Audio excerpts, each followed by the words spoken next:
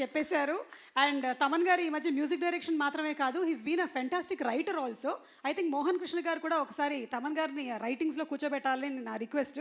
మోహన్ కృష్ణ గారిని వచ్చి మాట్లాడవలసిందిగా రిక్వెస్ట్ చేస్తున్నాము. ఆ రైటర్.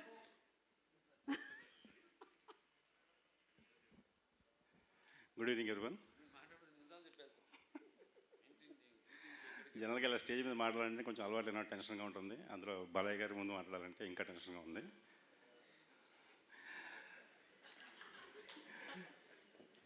ఆయన ఏదో కొడతారని భయం కదండి, జనరల్గా భయపడుతుంది.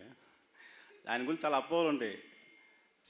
చాలా ఆయన గురించి ఏదో చాలా చాలా చెప్పుకునేవాళ్ళు వరకు. నేను ఆయన చూడడంత వరకు అదే నమ్ముతూ ఉండేవాడిని. ఆయనతో ఒక్కరోజు ట్రావెల్ చేసి తెలుస్తుంది ఆయన ఏంటో. ఆయన లవ్ చేస్తారు, ఒకరోజు ఆయనతో ట్రావెల్ చేసి లవ్ చేస్తారు.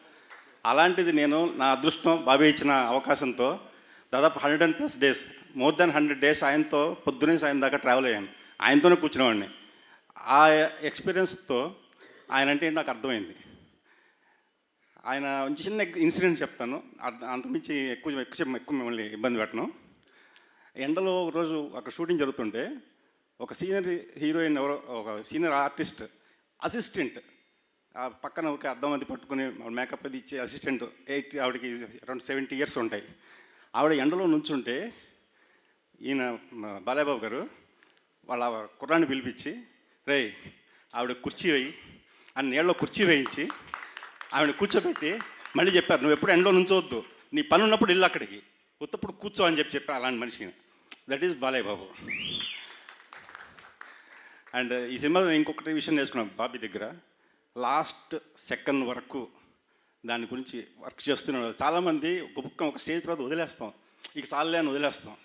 అది వదలకుండా లాస్ట్ ఇప్పటికీ ఇంకా రేపు 12వ తారీఖు దాకా ఇంకేదో చేస్తూనే ఉంటాడు నా ఉద్దేశం. అది అతని దగ్గర బాబీ దగ్గర నేర్చుకోవాల్సిన విషయం. ఇంతకన్నా సినిమా గురించి ఎక్కువ మాట్లాడలేదు. సబ్జెక్ట్ బాగా వచ్చింది, థియేటర్లో మీరే చూస్తారు. Thank you very much.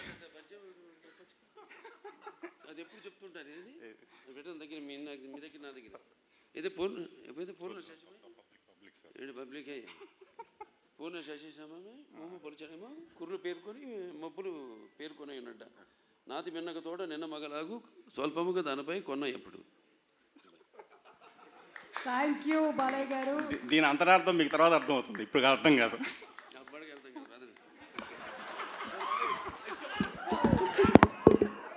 నాకు తెలిసి దీనికోసం అయినా సరే ఈరోజు రీసెర్చ్ వర్క్ జరుగుతుంది.